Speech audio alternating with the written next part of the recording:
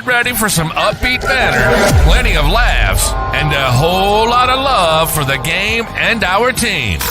This is Buds and Blue Jays. And now your hosts, Riley McConnell and Jesse Burrell.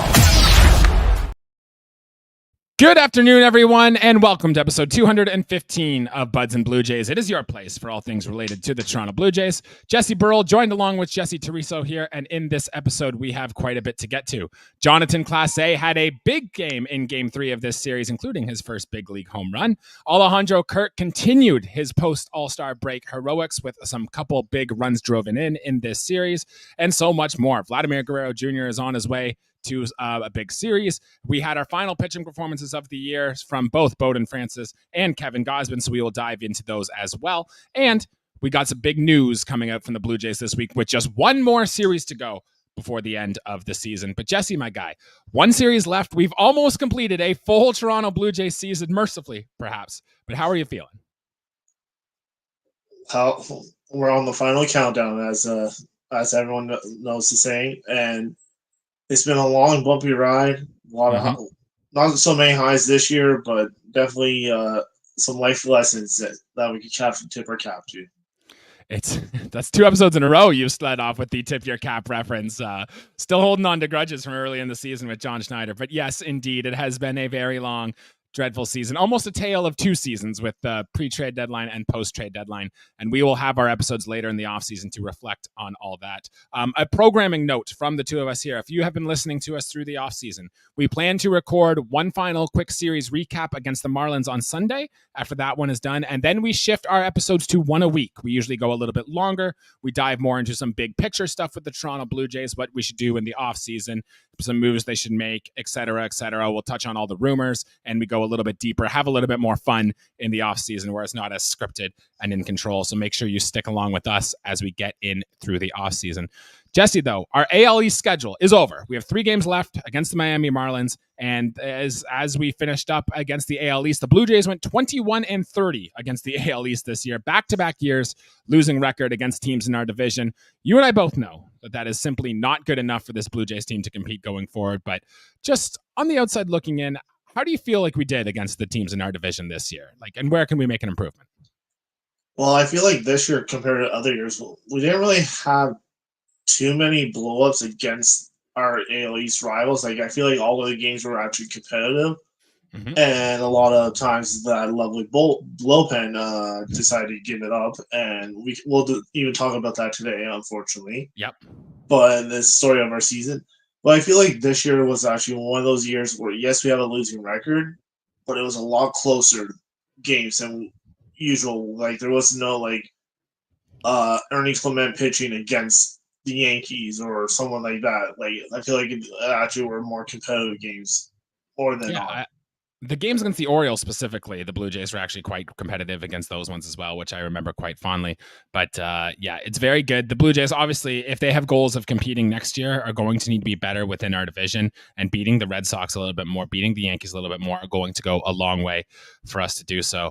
Jesse, without further ado, I don't want to talk about the AL East. Let's talk about our team and the Toronto Blue Jays. And hey, even though the Blue Jays, I believe we lost 2 out of 3 to the Boston Red Sox here, we did get a win in the finale, and there were some very interesting things happening on the field. So without further ado, give me your player of the series for the series against Boston. I have to salute him. It's our good old Captain Kirk. Yes, sir. Both offensively, defensively, he's led the way for us against the Red Sox, and really showed signs of that Silver Slugger season from 2022. Yes, the power's not there, but he's on I believe a 17-game pitch streak, and was driving in runs. Yeah, he's not our prototypical 4-hole hitter, but he was driving the runs like you expect from someone in the 4-hole, and Vladdy isn't doing it. Yeah, he was even DHing in the finale of this game too. And it's been a long time since I've really felt genuinely confident in Alejandro Kirk, but a 116 WRC plus since the Danny Jansen trade, he has been very good. And I know I've said it on episodes past.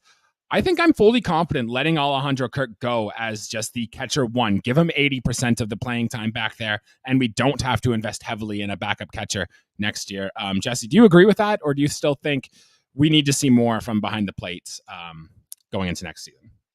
No, I definitely don't think we need to see more behind the plate. Obviously, I would like to see, and I know you would like to see more power coming back into that bat. Yeah. But him defensively and calling games, he's been doing phenomenal since the Jansen trade. But I still am hesitant to give him 80% of the share. I'm more leaning like I said before, 70-30 or 75-25, just due to the wear and tear of for a catcher, and like I don't want him to be burning out in the latter part of the season where games matter the most if we're in a race.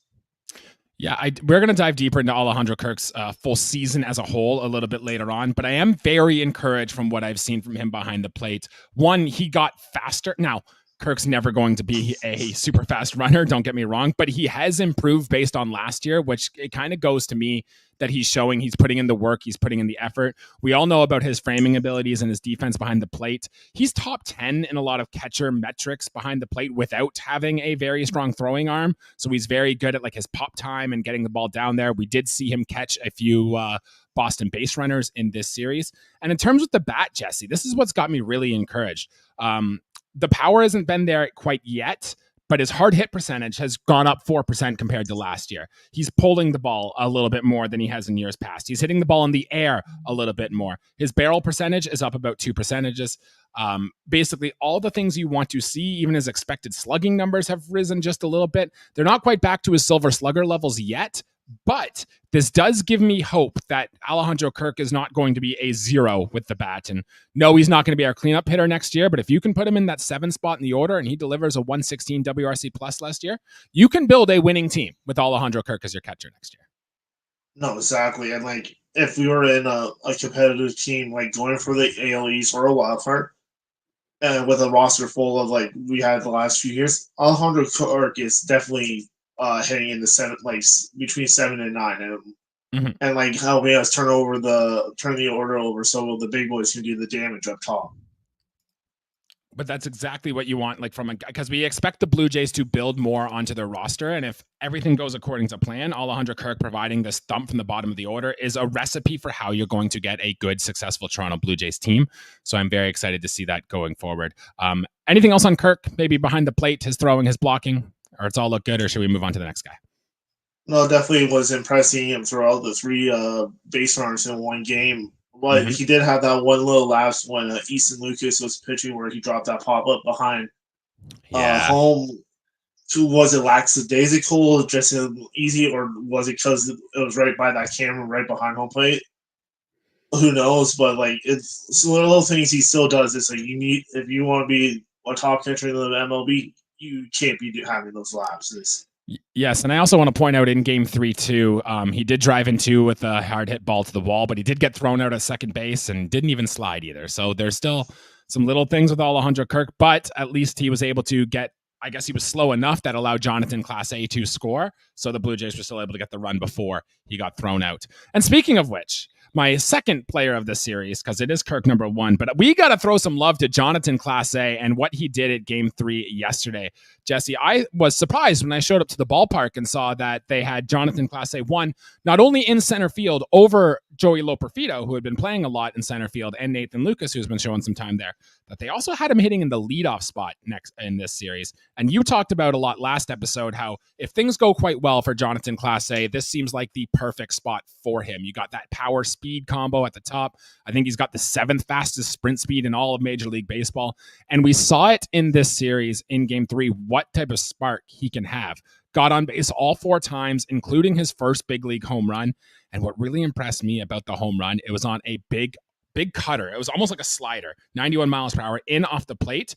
And his patience or his recognition to hold the hands back just a touch and then drive through and get it enough to send it into right center field really impressed me from Jonatan Clase, on top of all the speed and other tools that we know he has. I like it.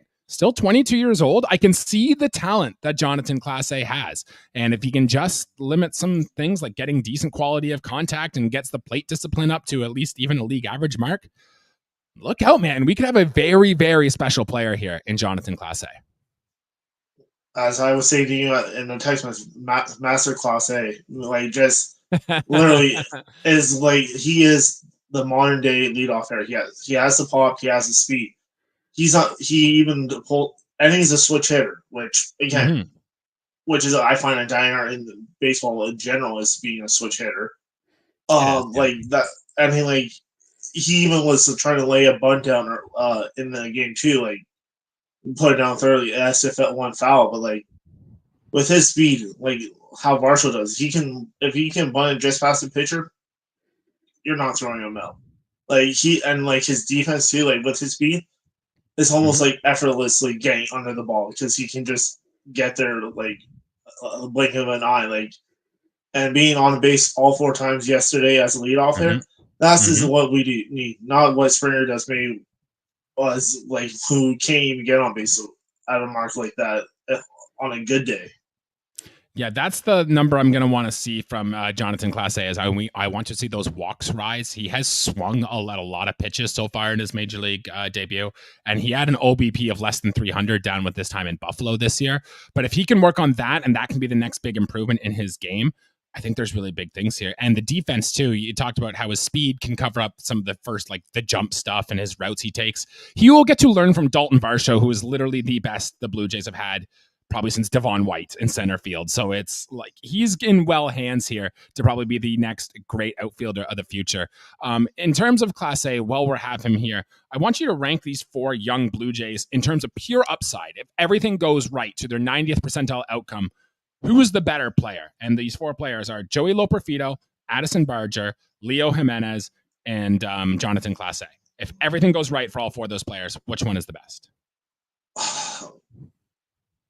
I almost want to say, as much as it hurt, I would say it has to be Class A just because of what he did in Double A. Yes, I know it's Double A, but seeing that, knowing he can potentially steal up to 50, if not more, bases and give you 20 home runs, like in that bat, I'm going like that's something you can't teach. Like teach it and can change the game no matter what, and like even start the game off in the right way too. If you can gets a leadoff home run or get on base and just cause havoc for Vladdy, and there's the start of the game. Then I would have to put Barger too because he's still my future MVP. And well, again, I'm a Barger boy, and like, I'll be a Barger boy until the day, like even if he leaves the Jays because I just the upside is so high there. Then I guess I would put Lower Perfino 3. Then I can't. Who was the 4th one you said? Jimenez? Leo Jimenez, yeah. Who's still quite young. Put him plays really good defense. He's a very headsy player for being only 23 and like plays solid defense in the middle of the infield. Only thing I'm concerned is how is his durability going to be with how many times he gets hit by the ball. Yeah, that's there's something to that with Leo Jimenez. Like I like the profile, getting on base and wearing it. It does help boost your numbers a little bit, but Danny Jansen got hit a lot in the arms, and he spent a lot of time on the IL during his time in the Blue Jays. So it might be a little bit the same for Leo Jimenez. I'm still very intrigued with the total package of Leo Jimenez. We saw him make a very heads up baseball play earlier in this in the game 3 of this series when Ernie Clement flipped him to second and he went and got the lead runner out at third base. Like the baseball IQ is there. We saw that play in Minnesota too, where between him and Barger, they went and got the things. Like there is a very good baseball player in Leo Jimenez, and he's still quite young, right? So the guy who can play good shortstop defense and the guy who can run the bases well like he does will always have a home on a major league roster. But I'm worried about what exactly the upside is. We've seen him hit a handful of home runs with his time here, but he doesn't really drive the ball necessarily hard. His contact skills are good, but they're not elite. And a guy who's out of options, and the Blue Jays have a very crowded infield mix going into next year, I feel like as if Leo Jimenez might be the odd guy on the outside looking in. Like he might be the one that we trade away, or he might be a guy that we might not bring back going into next season. No, definitely. Like even on that play where like you're saying about like going to third to get the lead runner, I thought they were going to go for a triple play when I was watching it. I thought so too.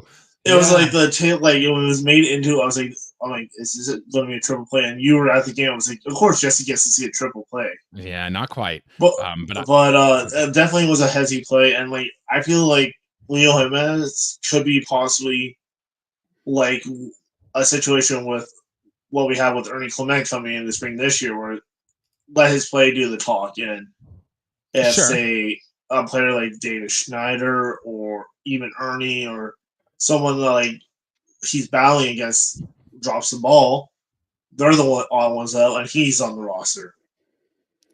It's very possible. It's just, and we can dive more into this as we get into the offseason here, but you got to assume that Vlad and Horowitz are your first base / DH next year, right? You're going to assume Bo Bichette is your shortstop next year. That means your second base position is either going to be Leo Jimenez, Davis Schneider, or Elvis Martinez will be back. Will Wagner is going to factor into that position mix. And then if you go over to third base, it's going to be Ernie Clement is still there. Addison Barger is still there. And plus two, the Blue Jays are probably going to add a player in trade or free agency to crowd into this infield mix. Like there is just not enough room to keep everybody on the roster here. So it's going to be very interesting to see what the Blue Jays do. And I'd bet one or two of these players are moved before we get into camp into next season. And Leo Jimenez is my pick. Oh, definitely. I can see that. And they're not even mentioning some possible third baseman players coming up from the minors that could be like coming up, like Paul Majani, Terriota, McAdoo, even though he's in AA, like he can like come up and possibly next year and be a big part with the power and like abilities he has. Like there is so much like potential, like a cluster of prospects down in that infield. Like it's almost scarier than our outfield prospects too, with how many players are available down there. Right, and let's not forget, Vlad's probably going to play some more third base here as well too, right? Going into next year. So, and it's going to be very crowded. So we'll dive into that a little bit more as we get into the episode. Some other more hitter thoughts that I want to take away that I saw in this series. Joey Loperfido. I saw him strike out 3 times. I also saw him lace a 111 mile per hour single to the opposite field. The way his swing looks to me, it kind of reminds me a little bit of Davis Schneider from the left-hand side, is that he's got that big looping. It's fast swing from the left-hand side, which means Joey Loperfido is going to hammer all the pitches in the middle of the plate and low in the zone. But to me, it really looks like Joey Loperfido is going to struggle against those fastballs that are up in the zone, those pitches that are high. Just the way his swing is can get a little long. And I don't know if he's ever going to really be able to make contact with those pitches. And I think pitchers around Major League Baseball have figured that out in Joey Loperfido. And now it is his turn to make an adjustment, which we haven't seen. We've seen Addison Barger kind of make the adjustments. We've seen some other of the Will Wagner's kind of started to make that adjustment too, but we haven't seen it from Joey Loperfido yet. And until he can do that, I'm not certain he's ever going to reach that upside that the Blue Jays brass see in Joey Loperfido.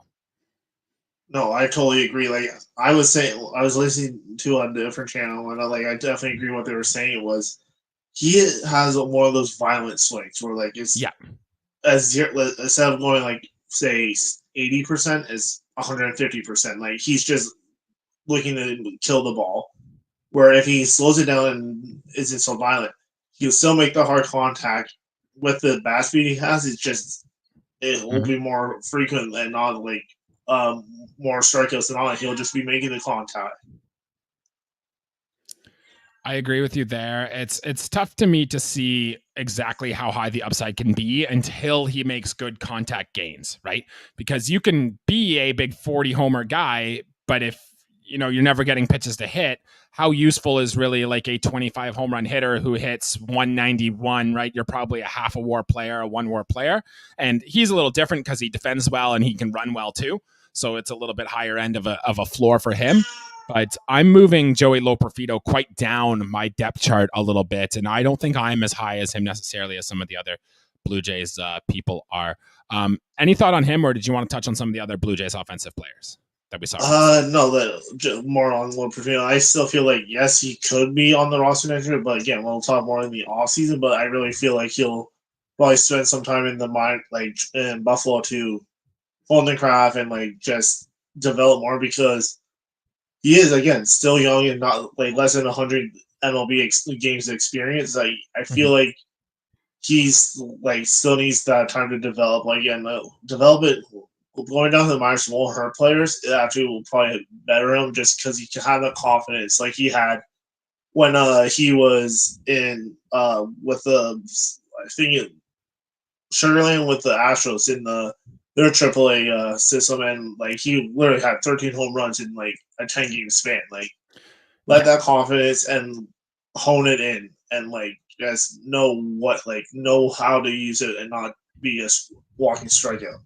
It feels like him and Davis Schneider are going to be competing for the same spot on the roster, and only one of them is likely going to make it. So, I mean, a little healthy competition going into spring is always going to be a good thing. So keep an eye on that going forward. Some other notes, Jesse, that I picked up from the position player side on this series. We talked about a bunch of them, but one, Nathan Lucas dropped 2 bunts in game 3 of this series, and he got them both down, so credit for him. He made the defense make a play. Both were considered successful sacrifice bunts. So if you are a fan of small ball, 1, you're wrong, but congratulations. 2, the Blue Jays also didn't score in that first inning. Jonatan Clase was left stranded at third base, and they almost didn't score in the other inning. It took a very a clutch 2-out RBI double, I believe, by Alejandro Kirk to score runs in that second inning that he had the sacrifice bunt. And I don't know if this was being put on by John Schneider to make Nathan Lucas bunt, or Nathan Lucas is just trying to show off, hey, I have this in my skill set. This is the type of player I am, a good contact hitter who can play the small ball a little bit. But I didn't love seeing him bunt, especially with Vlad behind you and a base open. Like, I'm surprised the Red Sox didn't walk Vlad. Maybe they saw how hot Alejandro Kirk is, and maybe that's him being protected. But I didn't love seeing Nathan Lucas drop these bunts down, but the fact that he was able to do it, I guess, add that into the bag of tools that Nathan Lucas has. No, exactly. Like, he's had a couple, and like even in the Tampa series, like he might have won out. Like, I feel like there's been a couple times that they've tried to play the small ball, which I don't mind, but I know you hate more than most. Almost as much. The math as doesn't make sense. But you play for 1 run, you score 1 run. If you play for multiple runs, sometimes you'll score multiple runs. But anyway. No, exactly. But there's been a couple of times where they've tried it with Clase at third and has yet to work. Where like Clase's been either tagged out at home, or like they just mess up and like and throw him out before even Clase can score. Like, I like Lucas showing the skills, but like I feel like it'd be better if it was like, say, a Barcho who knows, like, who can literally like put the ball where it needs to be, where he's literally just putting it right in front of the home plate and not usually working.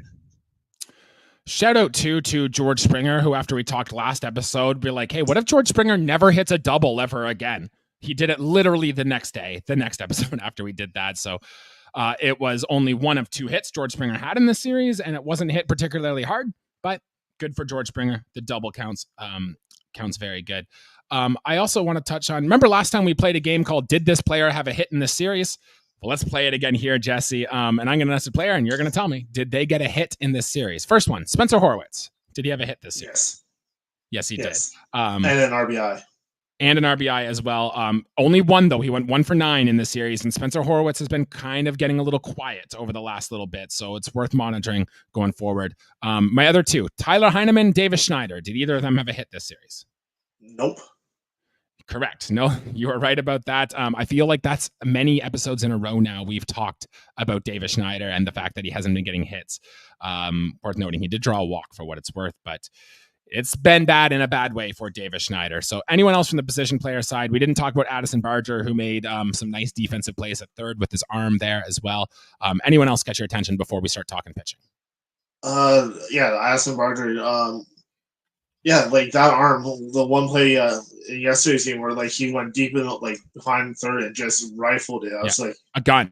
I was just like I know Lions had balls go through his gloves like last year and even this year. I'm like, I feel like anytime Barger throws a ball, it's going through someone's glove. Mm-hmm. Like if Vladdy's not there to catch it and you're sitting in the first base line, you might take a ball to the face. That's how hard Addison Barger throws. But it's one of those. Don't put Liz there. She's been hit enough for 1 lifetime. Okay. Shout out Liz McGuire, who's been on our show before and likely will again. Shout out to her. All right, Jesse. 3 starting pitching performances in this series. We had a clunker from Chris Bassett. We had more dominance from Bowden Francis, and we had some good, some not so good from Kevin Gausman. The prior 2 made their last starts of the season. You pick one, I'll take one, and then we'll collab on the third. What starting pitching performance would you like to talk about here? I'll go with the hound on the mound, the man who thinks demons are causing the roof to be closed. Chris Bassett. What can I say? It's another game where he does not he hurt the team more than benefit. Like 7 walks in a game, that's not going to help. Seven walks in a game, man. Mm-hmm. Yeah, like it's definitely a level where like something to concern, especially when he's up, has to nibble on the corners and can't really blow us up by the batters. Yes, there was some shaky defense behind him, and that strike zone was pretty bad. Hence why John Schneider got ejected that game, and in that game too, you can hear Bassett screaming at the ump. That wasn't up. Like he literally was calling out. Yeah, he was calling out the ump like that. Like I would see more umps this year have like pretty much get those confrontations by other pitchers in the league. Like that's something that the MLB needs to look at. But like some of these like borderline calls that they were giving the Red Sox that game too, I was like, could Bassett be getting squeezed just for the way he is? And he definitely has been showing like some promise, like that he still has the helmet on the mound style, but it's just the walks are killing us, and like the walks, and it really shows that we need to have a solid defensive infield or outfield when he's on the mound, just because of how much contact he's giving up, because he has to stay in the middle of the plate because he's not getting those borderline calls. Jesse, off the top of your head, do you remember the last time Chris Bassett made his start where he didn't walk anybody?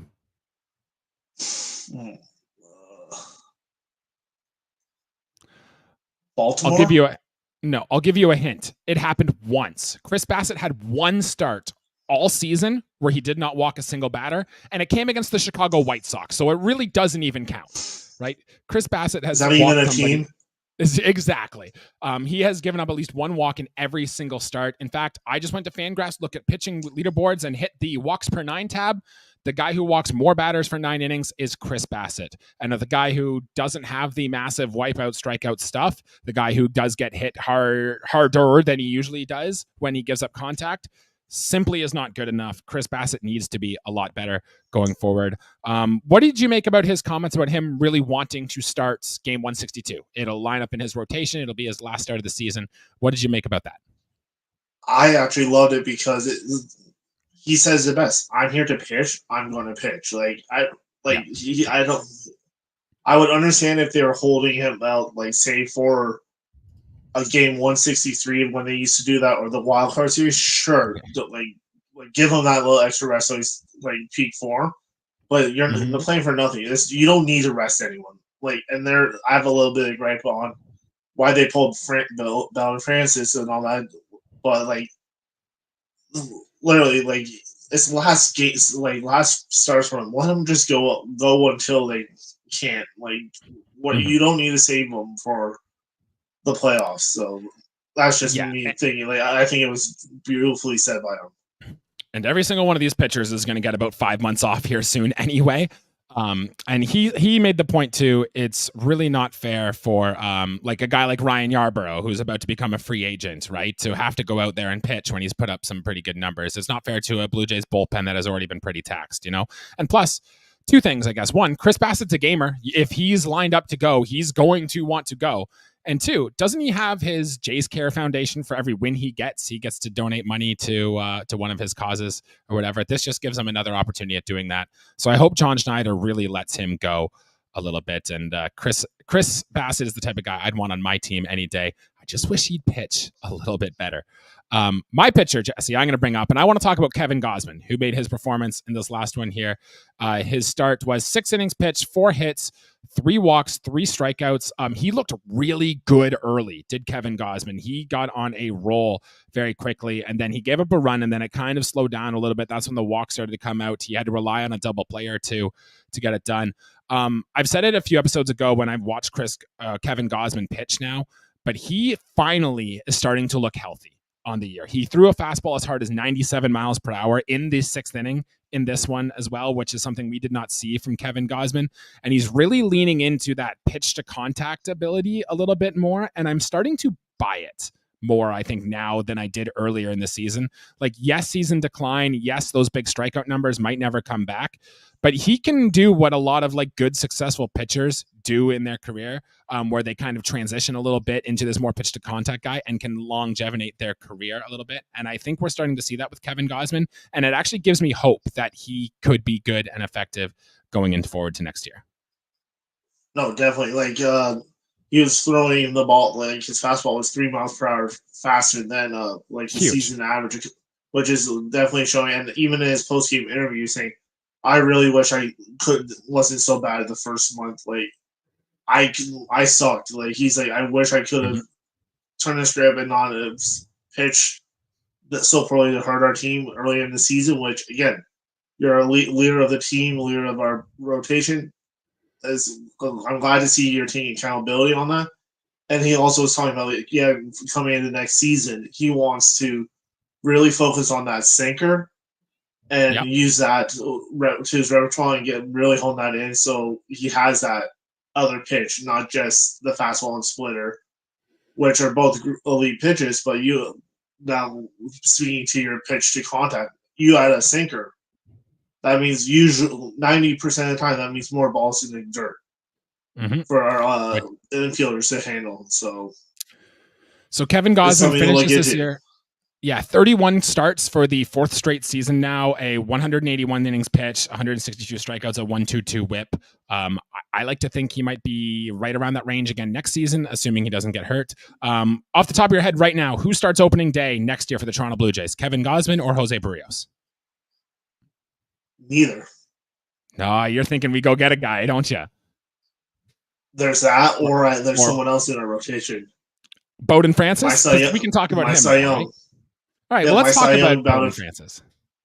Oh, yeah, definitely. Again, another solid performance for him today, or this in game 2. He definitely is showing like he took like that demotion early in the season and really made him like really like took that and said, "No, I should be up here. Don't send me again. It's my ball. Don't take me out."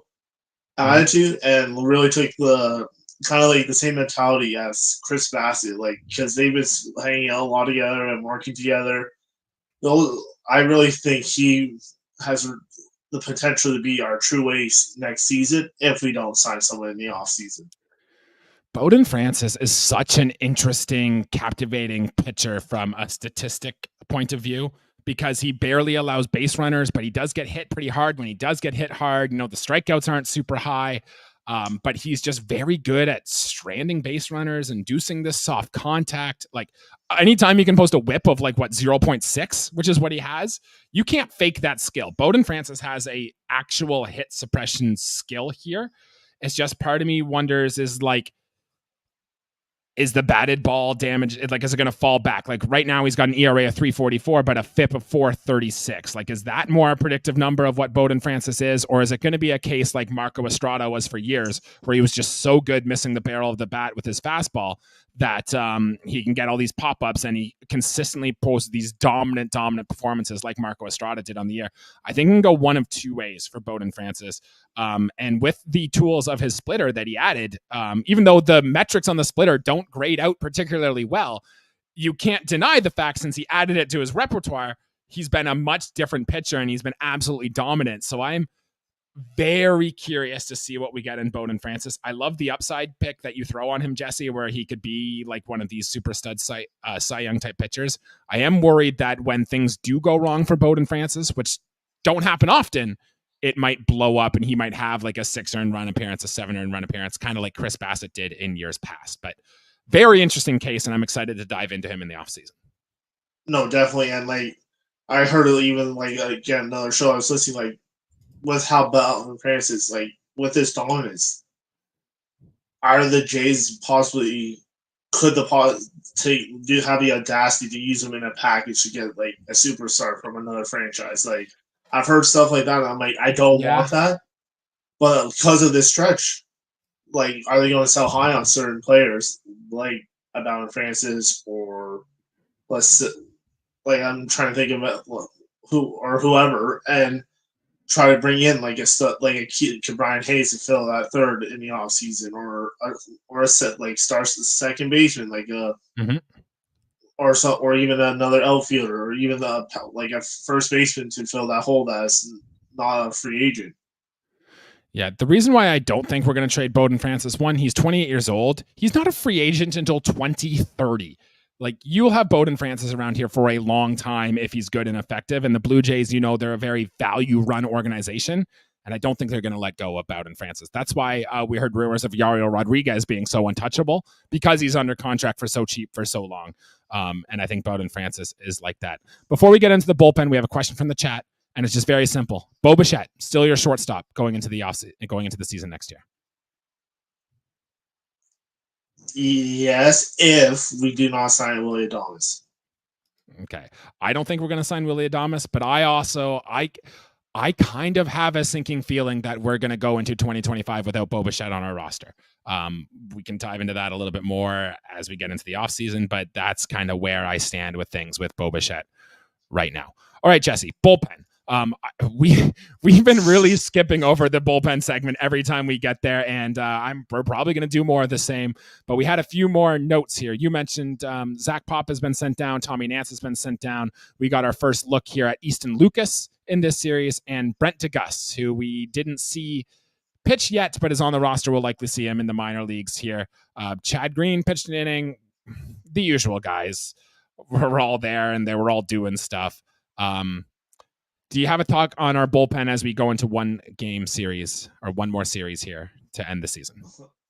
Finally, the poop got flushed down, which was great to see, and just that I couldn't use a plunger any longer to get him down there. But I was actually impressed by Easton Lucas. Like, we picked him up on waivers a little bit ago, off the Tigers, and yeah, he looked good. Like it's not saying much for how the bullpen's been all year, but like he's looked good, and there was a couple defensive miscues that really cost him, and then Burr couldn't get out of the inning. But like I was definitely impressed by Easton Lucas. Do I think he'll be part of this bullpen next year? Probably not, but it was a little positive light for a dreadful season for that bullpen. Yeah, I mean, when we're grasping at straws and looking for positives, I guess you can take Easton Lucas, who has a 10.38 ERA on the season, looking good. Could be one of them, but I'm with you. I really do think the Blue Jays, I think they kind of hate how they've had to do this bullpen roster churn this late in the season, and I wouldn't surprise me one bit if one of the first moves we see the Blue Jays make this offseason is to get some guys in here to improve this bullpen. Whether it's trading out one of these younger prospects or like a guy in AAA who might have tools but isn't quite ready, and we ship them out to get some bullpen arms in here. I feel like that might be one of the first moves that the Blue Jays go for this offseason. Yeah, I have nothing else to add on our bullpen. We've done the whole thing. Is this guy still going to be here or not? Is this guy still going to be here or not? I guess Ryan Yarbrough, who we didn't see pitch. Are you interested in bringing him back next year? I actually would love to see him back. Okay. Because who knows, like, how our rotation is going to be, how the health of our starters are. Having that little piece in the bullpen, he isn't a back end of the bullpen, but that swingman that can really help.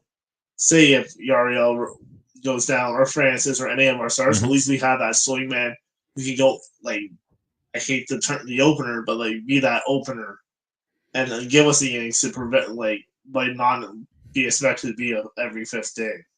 Right, which is something the Blue Jays are very open to using, and I don't think they want to if things go their way, but they're not opposed using that strategy again if it happens. All right, Jesse, some housekeeping, some minor things that I just wanted to bring up here towards the end of the episode. One, we got a Danny Jansen tribute video. Did you see this video? Did you like it? Danny Jansen got a nice standing ovation from the crowd here too. Very nice. Danny Jansen, who's been one of our favorite Blue Jays for years. What was your thoughts on the tribute video we got here? You put it on, like, done for a better player for our franchise the last, but like being part of the organization since he was 17, and now like he did his time. Like the funny thing was John Schneider was his first ever coach, and it's just it was a nice touch and all that. And I thought it was funny when he was being interviewed, either before the game or after the game, about David Schneider using his bags. Like I didn't give him permission to do that. Like, how That's dare right. he? Like, and then during batting practice, like, oh, this is the guy who stole my number when he was talking to Emilio Perfino at the behind the batting cages. That's like I still will always be a Danny Jansen fan, and respect for him, even if he's not in the Jays, just with how much like he was a part of this organization and just the type of guy he was. Like Dirty Hand Jan, like he's like a fan favorite catcher, like up there with like Russell Martin and Pat Borders, Greg Zons and stuff like that. Like all the other than Greg Zahn doing some other stuff, but like one of those type of catchers that everyone like flocked to. Just a simple yes or no question, Jesse. Is Danny Jansen going to be back with the Blue Jays next year? Unfortunately not, but I would love to have him back. I don't think so either. Shout out to Mish in the chat who says, maybe the tribute videos a way to warm his heart and just remind him how much he loves the city of Toronto. It could never hurt. All right, some minor things that I picked up here. We got comments from John Schneider before the series here today, and it went basically, they was asked about his tenure for next year, because we've talked about on this episode, the Blue Jays people everywhere have talked, well, we got to let go of John Schneider. And his quote was, I am here. I am under contract. I'm looking forward to next year. I want to get a good head start on this, and I'm thrilled to continue to lead this team. Do you have a thought on the comments about John Schneider coming back again next season? I'm probably one of the few that would like to see just a change of philosophy and morale and style of managing, like, because there's been several times within the Schneider regime that he's really cost us either by awful, like last year going to the mound twice and pulling, so Manoah got pulled when it was actually dealing the Jose Barrios thing in Minnesota. Even like the good old line I said at the beginning of the show, tipping your cap. It's like, and like some of these analytics are pulling like pinch hitting or lineup stuff that you're doing. It's like I'd rather have someone who would give some sandpaper towards the higher ups and the khakis, as Blair Marker call them, like, and really actually coach the team instead of just being a yes man. Right. Unfortunately, I do not think John Schneider is going anywhere. Whenever front office has been asked, they've mentioned nothing but praise for John Schneider, and it sounds like if he's still under contract, he's still going to be managing of this team. On the coaching staff, though, and this is very minor-ish, and you can tell me how minor it is, but the Blue Jays have let go of a bunch of coaches in their farm system. We let go of both the pitching coach and the bench coach down in the Florida Complex League, a couple of position coaches, which I'm not really sure what they are, but we let them go as well. And the Blue Jays really seem to be making a change throughout their minor league development system, because as we've mentioned before, the main reason the Blue Jays haven't had this sustained success is that they just really haven't been able to develop any pitching. Alek Manoah and Jordan Romano aside, they've done nothing to develop their own pitchers. So worth noting and keep an eye on there. Quick thought on that before we go on to another one. I'm definitely not surprised. Like, if you look at all the records of our minor league teams, none of them were near the top of their respective league, other than the Vancouver Canadians. A lot of them were near the bottom. Like the Bisons were, I believe, a minus 100, like minus 46 run differential. Like, yeah, they didn't pitch either. Like, there's like, we can't have a sustained future of success if our minor league isn't producing those players or developing those players we draft. And like, yes, a lot of our Buffalo boys were with the main club, but even with them there, I don't think they would have had the success that they did with the pitching they had down there. All right, good to know. Some other minor news and notes that you should pay attention for. We've got some injury updates here. First one, Bo Bichette had surgery on his middle finger today. They put a pin in it to make sure it heals. All signs are that Bo Bichette should be all good to go for spring training next year, if he's still in a Blue Jays uniform. Dalton Varsho shoulder surgery ended up being just a standard rotator cuff fix, no other damage found, which has got to be good news. Even without setbacks, he'll still be kind of towing the line, so we might not see him early in spring, but I'm still optimistic we will see Dalton Varsho before opening day next year. Maybe that gives him a little cool start with the bat, but anytime you can have Dalton Varsho in the field, you're going to do good things. In the Arizona Fall League, we mentioned last week, we officially have the names. 8 Blue Jays will be going down to the Arizona Fall League. Pitchers TJ Brock, Lazaro Estrada, who you might remember threw a no-hitter for the Vancouver Canadians this year. Ryan Jennings, who is huge, a big guy. If you like big, beefy baseball boys, Ryan Jennings is your guy.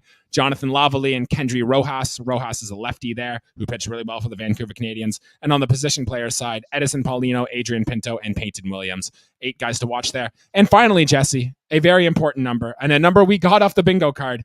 Over 700,000 loony dogs were eaten by the Toronto Blue Jays this year. I think I accounted for maybe 4 of those. I don't know how many loony dogs you got in you this season, but staggering numbers for hot dog lovers all over the country. I wish I could have had at least one this year. I was due to work and parenthood. I couldn't make it down to any of the loony dog games, but I would have given my Joey Chestnut a try to eat as many as I could. All right. Good stuff. Good to know. And honestly, probably better for your dietitian. And I'm sure your wife and kids are happy that you weren't mucking back, 30 some hot dogs. Shout out to the hot dog guys, by the way, for the work they put in this season. And shout out to Leslie Dope, who got to be an honorary hot dog person this season as well. Jesse, last series of the season, 3 games against the lowly Miami Marlins. What do you want to see from this team as we get 3 games left to go? I definitely would love to see Clase stay in that leadoff spot, even though it probably won't happen. Just see what he can do in the future, like see what it can lead up to next season. But other than that, it's kind of weird finishing the year against Miami of all teams. I'm used to being like the usual like AL East team, the Marlins of all teams. Like it's a little weird for me, but I definitely be interesting and possibly even see a future Jay that's on the Marlins that impossible trade target, Jake Berger. Nah, we have Addison Barger. We have Jake Berger at home. I'm not interested in that. But I'm getting very big like COVID season pandemic vibes with the Marlins coming into town a lot, because we saw a lot of them during the COVID year. Very rare we see the Miami Marlins. I remember Colby Rasmus hit a big home run against the Marlins one time. I remember Justin Smoke too.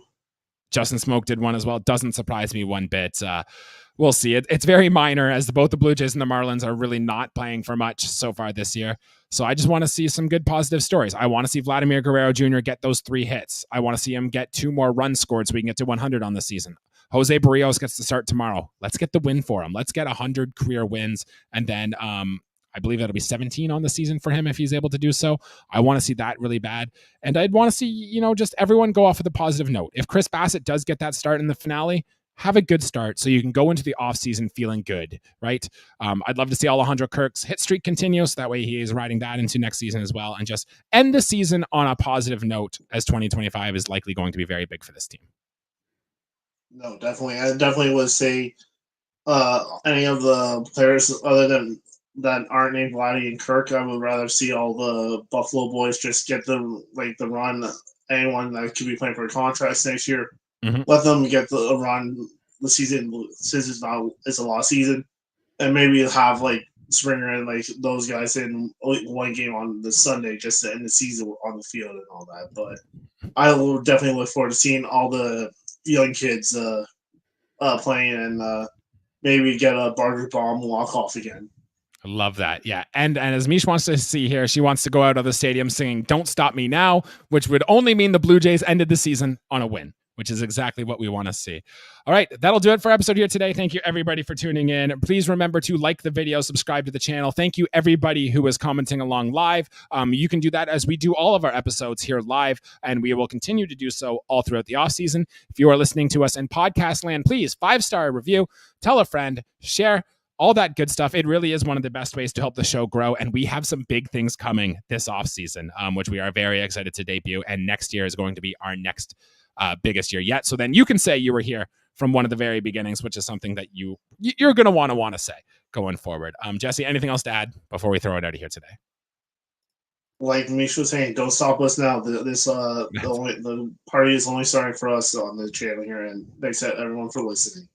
All right, we'll be back to recap the Marlins series before diving big into some of the offseason topics, and we've got a lot of fan interaction coming too, so please make sure you stick around for that. For Jesse Turiso, I am Jesse Burrow. We will see you next week. Until then, let's go Blue Jays. Thanks, guys.